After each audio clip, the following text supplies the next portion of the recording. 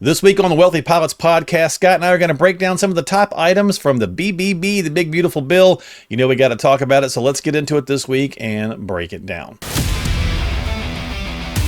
We've got some turbulence up ahead.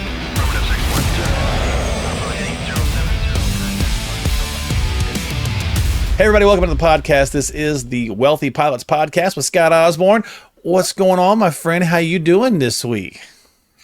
Well, hey, Mark, I noticed you had a little boo-boo on your finger, and I got one too. And what is going on, man? We are getting old around here.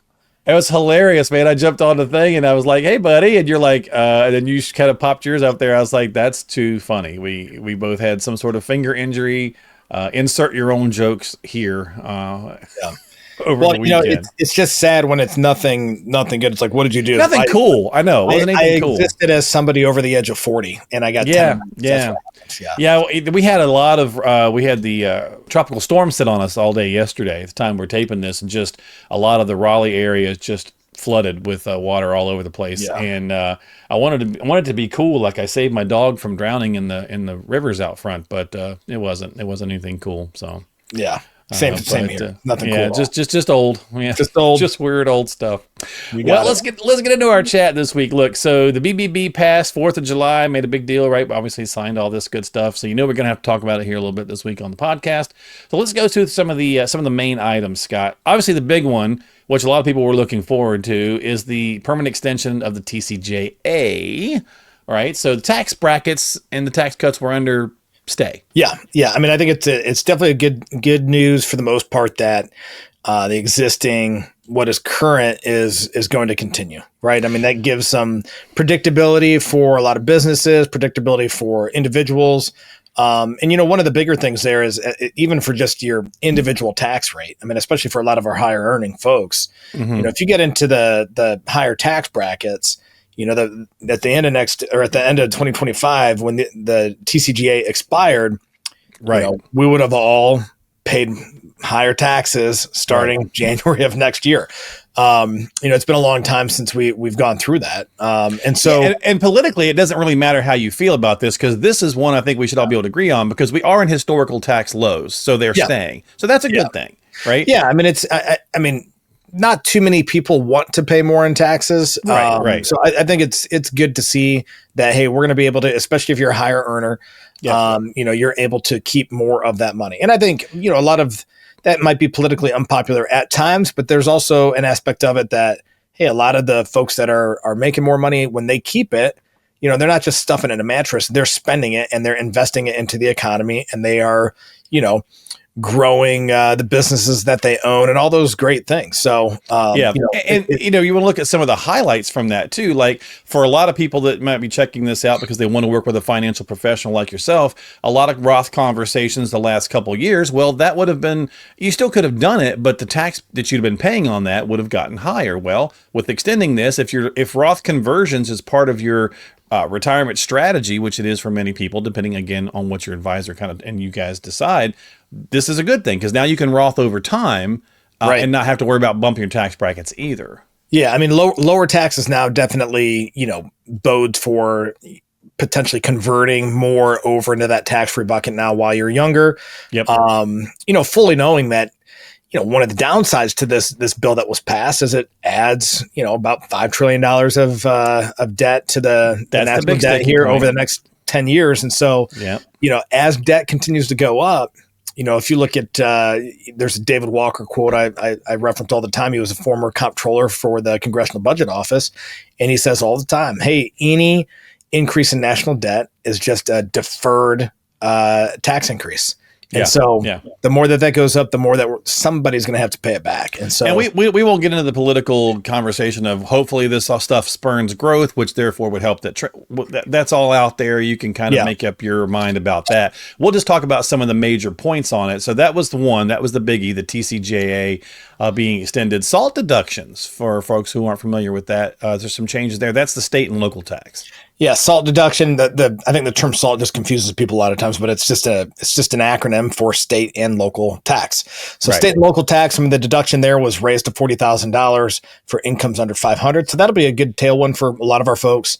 Yeah, up from 10 grand, I think. That's right. But this is a temporary one. So this just, at least in its current state, goes for 5 years. And then after that 5-year period, it goes back to that $10,000 max. So, okay. So I think that's a good one. And again, more money staying in the pocket is going to get pumped into the economy. And ultimately, that's one that, when you start to notice that it's more money, or if you don't want to increase your lifestyle, you're able to invest that or open a brokerage account or do whatever the case is to boost that retirement savings rate a little bit. Yeah, the SALT taxes can kick you a little bit depending on the state that you're in. So for sure. Oh yeah. I mean, so one quick story on that one. I'll never forget. It was right after the pandemic had started, or when it was in 21, they had just opened up travel. So Andrew and I and the girls went out to Vegas for spring break. And it was the first weekend that they had opened. So it was just a madhouse out there. Probably a terrible decision on my part to go out there with my wife and 4 kids. But so I'm out there golfing and I'm golfing with a guy who lived who had just moved to Vegas like 2 months before. So he worked for US Bank out of Southern California. And he said, he was like, dude, when I moved to Vegas, I lost the 13% state tax. I lost the city tax. My cost of living went down by 20%. He's like, I'm making the same exact money and my lifestyle is up or my cost of living is down like 40%. Yeah. And so you're absolutely right. And so, that deduction is nice for the next 5 years, but there's also that SALT discussion that should factor into even your long-term retirement plan. Where do I want to live and all those kind of things? Because again, whether it's W-2 income or distributions from IRAs, all that gets treated the same as ordinary income. Oh, so, for sure. Yeah. And a lot of people do want to move when they get to retirement. So it is something worth having a conversation around. For sure. So. All right. So let's talk about, you were talking about some of the stuff that's short-lived on here. Let's talk about some of the biggies, but they do have some timetables. The standard deduction for seniors, that's been expanded. Yeah, I think that's a good one too, right? I mean, not for, probably a ton of our listening audience, but they'll be there here soon enough. But seniors 65 and over, we'll get $6,000 per individual. Now that does start to phase out as your adjusted gross income goes up. Right. And so, that's likely offsetting Social Security tax for about 88% of eligible seniors over the next several years. So that's a good thing. Again, it lowers taxes for those that are on a fixed income in retirement. So yeah. And that runs right along really concurrent with the tip thing as well, so that they talked awfully about there. That's kind of a short-lived one as well, but there's some of that too. Yeah, I mean, removing taxes on tips, I think that's a great one. And again, there's income limitations to it, but when you look at a lot of the service industry, they are in that lower income bracket. So again, I think that's a good thing for a lot of those folks. Doesn't really impact our audience too much, but that is out there. It's in the law. It's good.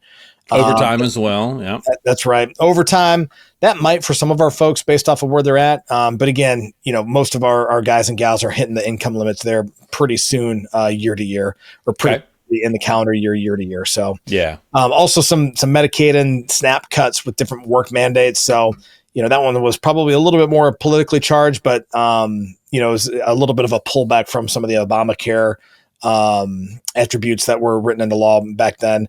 And then there's some other stuff in there, around student loans. I mean, they, for any of our folks that are maybe shooters out there, they removed a $200 silencer tax if you're looking to get a new silencer. But there's a lot of little things in there too that are probably the ones that are, written in by the politicians that are on the fence. They're like, hey, if you write this in for my constituents, I'll vote yes on the bill. So there's exactly. That's always the little poker game that goes on. Let's talk a little bit about this interesting one kids being born, they get these accounts that they're going to start these accounts for them with the SMP. It's kind of interesting stuff. Tell us a little bit about that. Yeah, so this is the quote unquote Trump account, right? But basically, this children account for kids born between 2025 and 2028.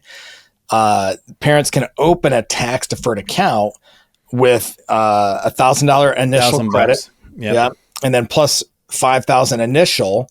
That can go for education, training, down payment on a home down the road for that child. And, That's a pretty lucrative thing for any of the younger pilots out there that are having kids here over the next couple of years. You want to make sure you take advantage of this. And again, the details will start to roll out here over the next month. So this is just an initial first pass. We'll be able to share in future episodes as we unpack here a little bit more. But ultimately, what will probably manifest here is you'll go through an application process. You have to submit a birth certificate. I'm guessing. And get the account opened up, and then you'll fund it, but you'll get a tax credit. So in essence, you'll pay that much less in taxes. So, Donald Trump is not opening an account, as a joint account with your child. Obviously, you're going to. It's a one-time. Yeah, it's a one-time government contribution. Yeah, you got it. So, but it follows the S&P 500. I mean, think about this, right? So, I mean, this is, if you do this early on, I mean, we talk about the compounding effect and all that kind of stuff. You do this early on and you fund this through the years, and you teach the kids even when they first start getting their first job, right? To kind of fund. I mean, you're talking about, what if this thing's growing for 50 years? That could be pretty cool.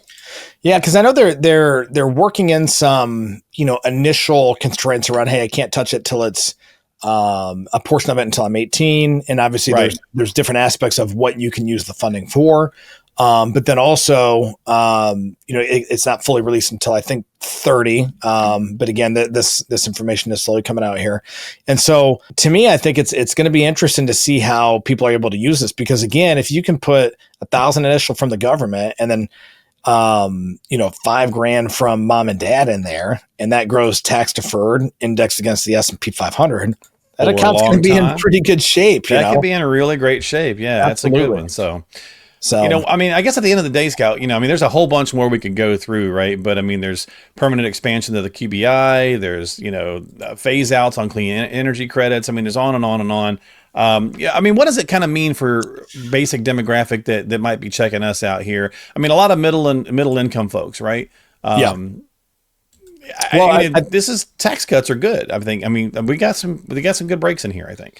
Yeah, and I think a lot of it for our folks who are living in those upper tax brackets, right? I mean, a lot of especially our more senior pilots are right on that line too. Yeah, they're getting they're in the top half of the brackets for sure.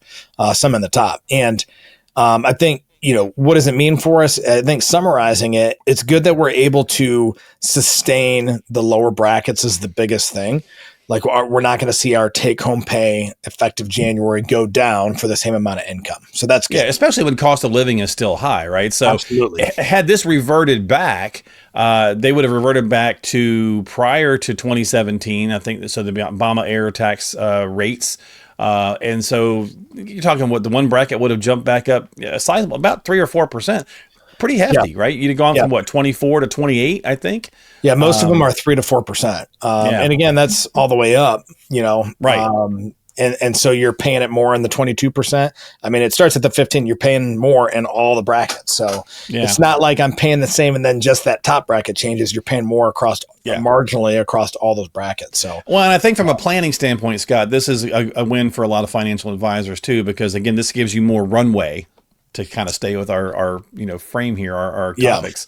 It gives you more runway for planning. Yeah. And I think too, one of the other aspects is like, if we're able to keep more money in your pocket, like, what are we doing with that? How do we make sure? Because again, most of our pilots are they're maxing their 401k, and you can go back and look at old videos we've done and what have you, where we run the numbers and show the math that just maxing the 401k is probably not going to be enough to replace the lifestyle that you're going to be accustomed to by the end of your career. And so, what do we do outside of the 401k? What other IRAs do we need to fund? Brokerage accounts, whatever the case is. If we look at those different accounts that we should have set up, how do we make sure that while taxes are still low, because again, this is now getting signed in as permanent. It can change again in the future though, with a new administration. So new administration. Exactly. And so it's only as permanent as the politics are. And so the politics change. Yeah. And so So take advantage, right? You want to take advantage of it while it's favorable here in a lot of ways. So yeah, exactly. Well, and so if you need some help with that, Scott's got a lot of ways to get in touch with him and get started. We'll have you guys, you can check out, Molly will come on here and tell you how you can get it started with the toolkit, which is a great way to get going. But you can also just go to retireairlines.com and get yourself some time on Scott's calendar. Retireairlines.com. He is the airline advisor at Patriot Wealth Planners. So if you guys need some help, again, reach out to him. We'll have links in the show descriptions below. And of course, Molly's here to tell you exactly how to get that toolkit. Hey everyone, real quick, if you haven't grabbed Scott's Financial Flight Control Toolkit yet, now is the time. This is packed with tons of helpful resources and tools like this, Scott's book, The Dichotomy of Wealth, which is a pilot's guide to maximizing wealth and cash flow in retirement. You also get access to some great guides like this one, Advice Matters, which breaks down 4 key ways a good financial advisor can help you boost your returns over time. And guides like this one on the pitfalls of emotions when it comes to investing, and this one on the HCM byline investment strategy, and more. So if you'd like your very own Financial Flight Control Toolkit, just click the link in today's show description, and Scott and the team will be happy to get one sent your way at absolutely no cost to you. All right, Scott, anything else before we go? Wrapping up the BBB conversation? No, like I said, as more and more of this starts to come out with the final, what's getting written into law, we will look to unpack a little bit more of this. I know there's some stuff that's going to impact some of our folks with rentals. We'll do a separate episode just on that. So, okay. More to come. All right. Well, as always, again, if you need help, don't forget to subscribe to us, check out the podcast, reach out to Scott. All the links are in the show descriptions. Hit that subscribe button, thumbs up button. Don't break your finger while you're doing it like we did apparently. And have yourself a great week. We'll see you next time here on the Wealthy Pilots Podcast with Scott Osborn. Cheers.